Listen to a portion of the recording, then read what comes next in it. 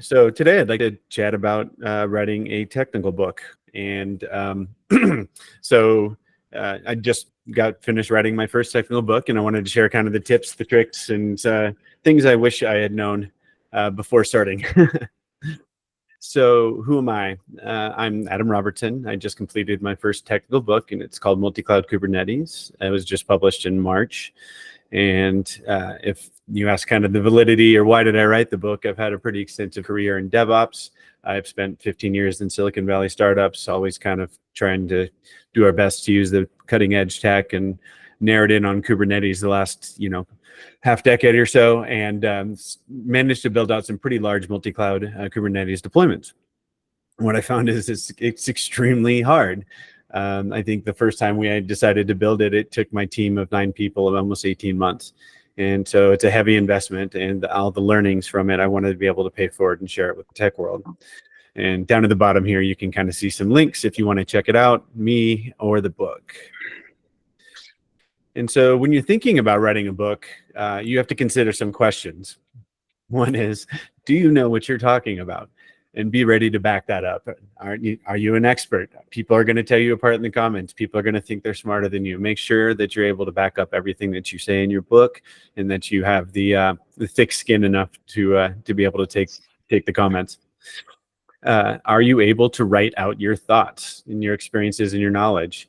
Like, how much documentation have you written? Have you done it at work? Is it customer facing? Are these technical documents? Do you have the ability to communicate your thoughts in the written word in a way that people aren't just going to be like, boring, or just saying, no, I don't buy it? Are people interested in what you have to say? A book that's interesting to you may not be interesting to anyone else. So talk to your colleagues, make sure that there's an actual demand for what you're going to write about. Otherwise, it's not really worth doing. Are you fully aware of how much work this will be? The short answer is you are in fact not. It is a lot of work. It's not just research, writing, rewriting, editing, it's marketing, it's posts, it's everything. So just take your estimate and double it is a good one.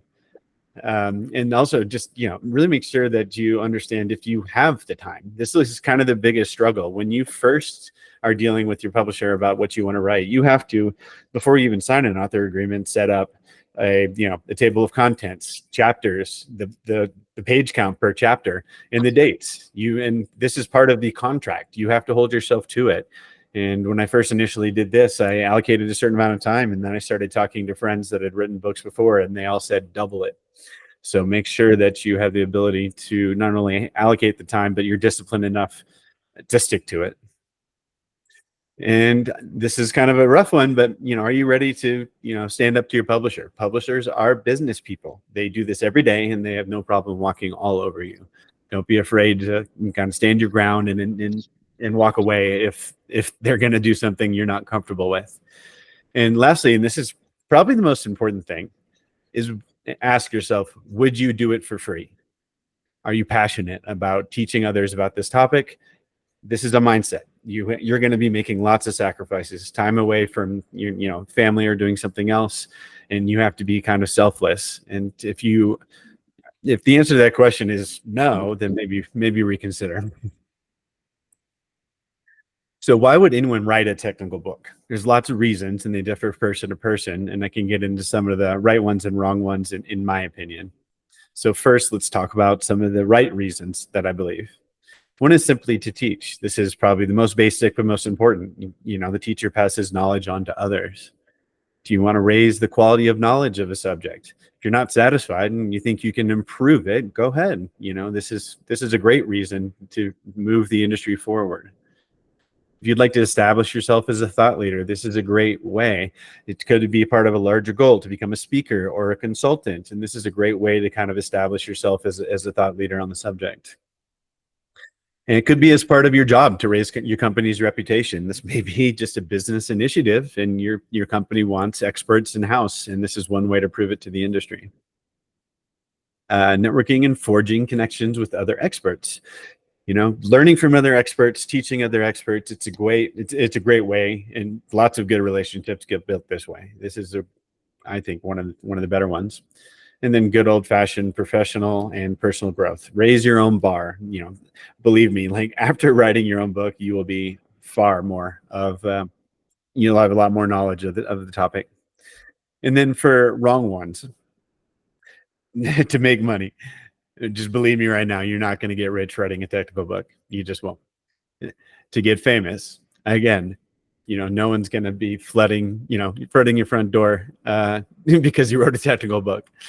And then just because you want to write a book to have it on your coffee table, okay, but it's too much work just to say, yep, I wrote a book.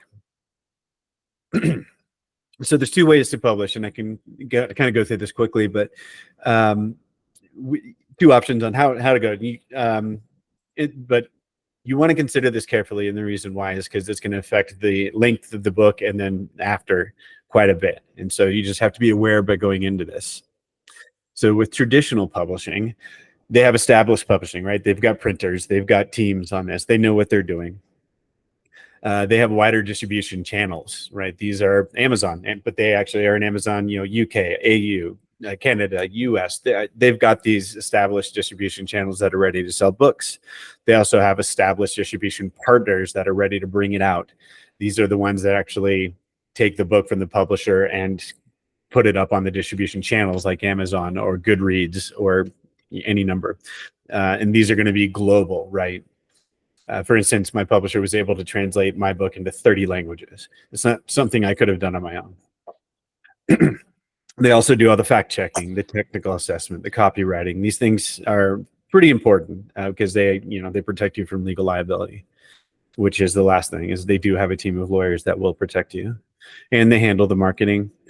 Some bad stuff. Less control, right? They tend to want to run the show, and things are a lot slower. There's a lot of back and forth.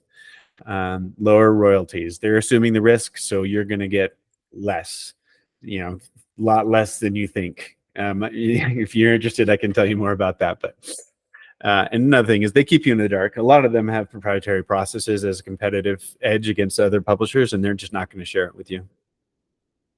So compared to self-publishing, so some good things here is obviously faster. You have more control. You have more take of the revenue. Some of the bad stuff is everything is self-scheduled. It's next level discipline in terms of keeping to your own schedule.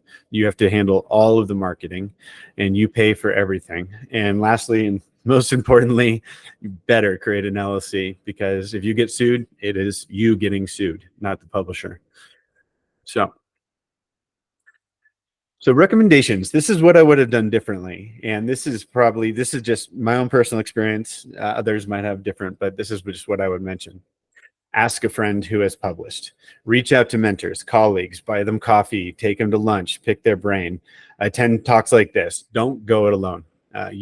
I promise you, you do not know everything that's going to happen to you, because I didn't. Have a lawyer review the contract. Everyone's okay. Then they read it and they're like, it looks fun. Have a lawyer read the contract. It costs $600. They'll literally take them 2 hours, $300 an hour. It's the cost of writing a book. Just do it. Also shop around. A lot of people don't realize this. They think that they are super lucky to have a publisher talking to them.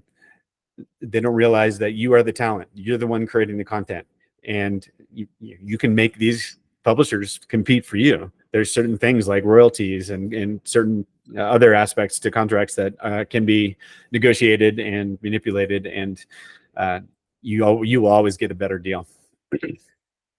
This one I didn't even consider because I thought my publisher was going to be the marketing team, and they were not as good as I'd like. So hire your own publishing team that specializes in basically getting bestseller status and all these other things. The timing is everything, right? They know the strategies, they know the timing, and they will be monumental in your book success. They also represent you and not the publisher. So they're going to put you first, and they cost money. But again, this is the cost of writing a book. Build in links to your personally branded sites, right? A lot of people don't think about this, but in this digital world, people will actually pause reading and go check out your site and follow up. They may want to ask questions, be a part of your community, maybe even ask to schedule a consultation with you. I've seen that quite a bit. People buy a book and say, hey, this guy knows we want to build this. He knows, let's call him in. Start posting before, during, and after. This is not something I did a good job of at all, but you need to build that algorithm.